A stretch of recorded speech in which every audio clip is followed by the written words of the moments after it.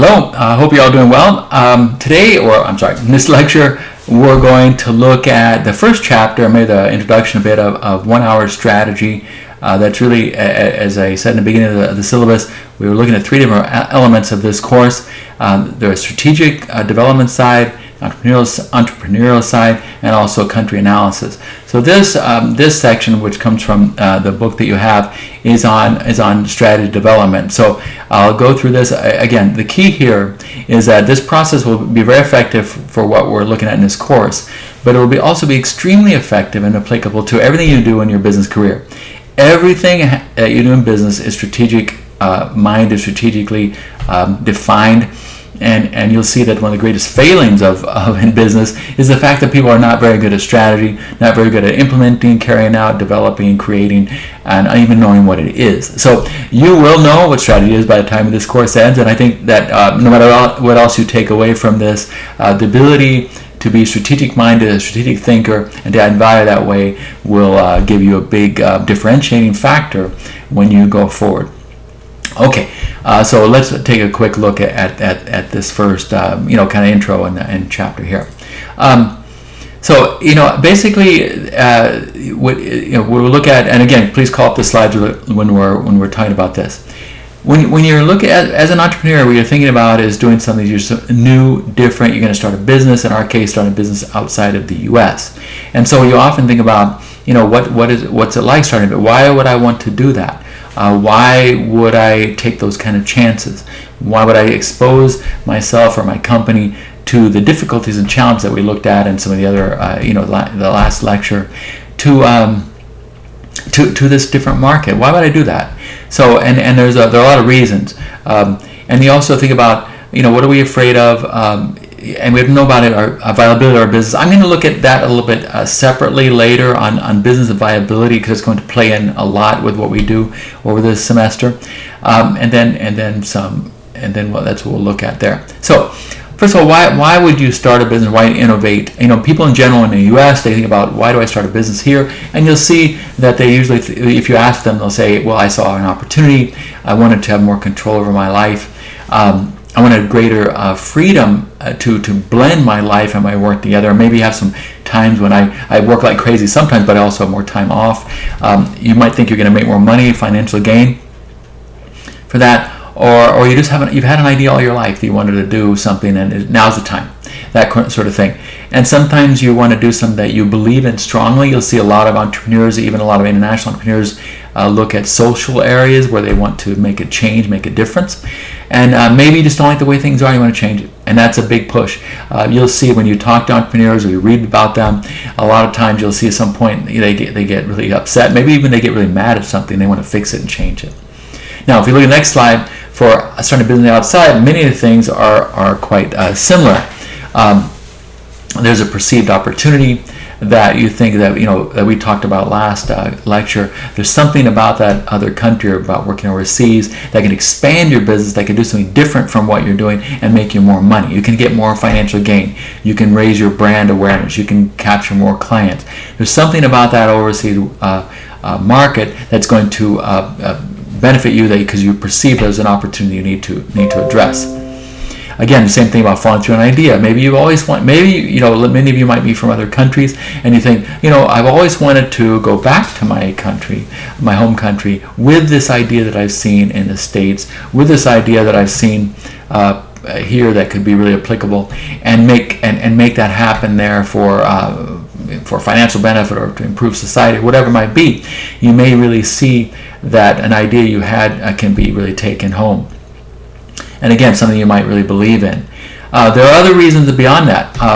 It's fun to work overseas. It's fun to work outside the U.S. It's fun to be different. It's fun to do something new and different, creative. You never forget the time you spend overseas. You never forget the time that you do business in markets in a language that is not your first, and negotiating contracts in the middle of nowhere. It can be really thrilling, and so there's a lot to be said for that. You might often have opportunities overseas that you won't get in the States. For example, you may be a mid-level manager, a bunch of people above you, a bunch of people below you, a bunch of people laterally. However, if you take that idea and go overseas, You may be running the thing. You may be in charge. You may be the one making the decisions. You may be different and new to that market, and you might be able to bring something totally new, and it's satisfying. It's exciting. You might even find something that I did this in the States. I thought it was going to work. It didn't, but that's because there are certain factors that actually make it more applicable to another country. So it could even be something simple like a certain type of car that, the Ford is rolling out this kind of car here. It's okay, but you take it overseas, it's exactly what's really necessary there, based on engine size or fuel economy or durability or all sorts of things. Often you'll see, you go overseas and you'll see, man, everybody's got this kind of Volkswagen, Ford, GM, whatever. We don't have to do that much in the state. Why is that? Well, it fits better there, and that often is the case, and in many of products. And you might be able to find ways to leverage your existing people, technology, expertise, etc., in another market. There's a slide 5 I'm talking about. Just do it. This slide basically to say that we all have a decision-making process and a decision-making style, and sometimes we can either be too quick to jump on something, or we can be too slow to jump on something. And I think you're just kind of the just do it type of person, or you just get paralyzed by your thinking. It's really good to figure out what kind of person you are. I tend to be a little more on the analysis side. I don't like doing risky things until I figure it out. Maybe that's my banker background, where you're kind of cautious. However, once I figure out the factors, then I'm very firm on that, because I feel like I know enough to go forward. Other people they think, man, and you'll see a lot of entrepreneurship ideas, or you'll see, well, we decided to open up in France. 2 days later we were there. That's great, and more power to those people. I'm not that way, and you may not be, or maybe you are. But anyway, the idea is to figure out what's your approach. How much information do you need? What kind of thing? What's your background to decision making? And you might find yourself on this spectrum in some way. I will say that the less you know, and the higher the stakes, the more time it takes to make a good decision, and the more difficult it is to make a good decision. The more you know, the more clear you are on what the parameters are, the more you can invest, and the more you can be relatively sure that what you're going to do can work out. And again, just look at that slide 6. A lot of new ventures fail because they don't know where they really want to be in the near medium future. They didn't understand the market. You'll see a lot of people think, I'm going to go to this country and do this kind of thing, and everybody's going to love it. Well, they don't, and you don't even know why. And so you have to really understand who you're selling to. Remember, everything's about sales and the client. So if they don't want it, they don't want it. So you have to figure out what is the interest in that, what kind of buying power do they have? What can they buy? What will they buy? It can be that, for example, they have plenty of money to buy something, but they just don't want it. Or it can be something very attractive, but it's just beyond the per capita income of that place you're looking to go. And then you see a lot of just poor management. Poor management, not understanding strategy, not understanding what you're doing, all that sort of thing can play into what kind of problems people have when they go overseas. On the next slide, I'm going to do a quick thing on it. You'll see that in the book also, but I just want you all to be really clear on what the difference is between a strategic plan and a business plan. Often, and you'll see that in your work, probably what you've covered in school and everything, and what people talk to you about is they're always talking about writing a business plan and do a business plan, and we'll talk about that business plan, etc. And I really find that not 100% productive, because in my view, the business plan is something that comes subsequent to a good strategic plan. The strategy comes first and your business comes second. And the reason for that is, basically, you look at that slide, strategy deals with long-term, the concept, your vision, your goals, your ideas, and the action steps to come across those. And so you're basically thinking about what do I really want to see? What's my view, my vision, my dream for something? And then, how can I, once I've got that in place, what kind of action steps do I need to take to get there? And you look at usually longer horizons, 3-5 years, etc. Now, business plans, on the other hand, are usually short-term and tactical. In other words, like I've decided I want to do this in this country. I'm going to create something for purifying water in an African country. That's my vision. I want people to have clean water to drink in all these places where children are dying because of unsanitary conditions. So that's your dream, that's your vision. So then you say, okay, now how do we get that? And then you come up with the business plan, the tactics. I need to buy this. I need to create this. I need to do this kind of license. I need to hire these kind of people. I need to be located here. I need to win the people over this way. I need to show my reputation, my credibility, my care, concern, etc. Those are business plan related. So those are short-term tactical. They follow your business model. They talk about who is going to do what, and they're really often focused a lot on the actual operations and who and that sort of thing.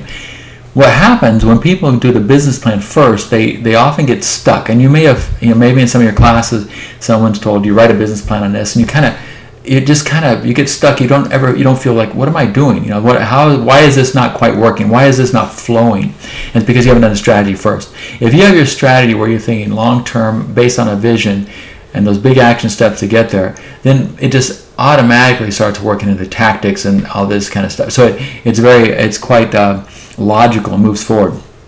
So when my point here is that really focus on strategy first and business plans come second. Strategic plans move very easily into business plans, not the other way around. And you will find in your career that people say, do me a business plan on this, and you say, well, you have to answer, what's our strategy? What's the point? If somebody says, give me a business plan on creating something or expanding real estate lending or apartment building in Portugal, something like that, but what's our overall strategy? Why are we doing this? What's the point? What do we want to be in 3-5 years? Then it's easy to write the business plan on top of that. Hope that makes sense. And finally, I just want to say in general, when we think about business and why a lot of people work for big companies rather than do more entrepreneurial things, which I fully understand, having done both, is that there are a lot of things you're afraid of. If you look at magazines and stuff and you say, tell me what you're afraid of before you start this business, before you do this venture, before you go overseas, whatever, you're going to find the same things over and over again. There'll be these things. They'll say, I have fear of failure, financial insecurity, fear of the unknown, humiliation, rejection, unsuccessful idea, fear of risk. Some people are afraid of starting. Some people are actually afraid of success.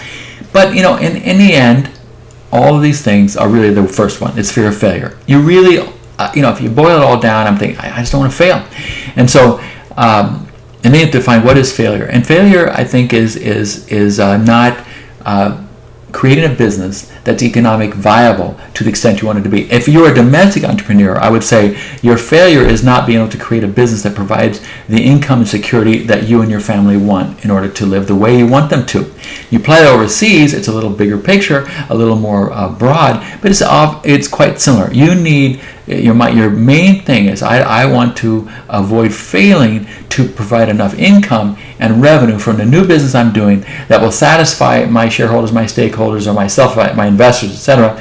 And that's what my fear is. I'm not worried about starting success or risk, etc. I accept all those things.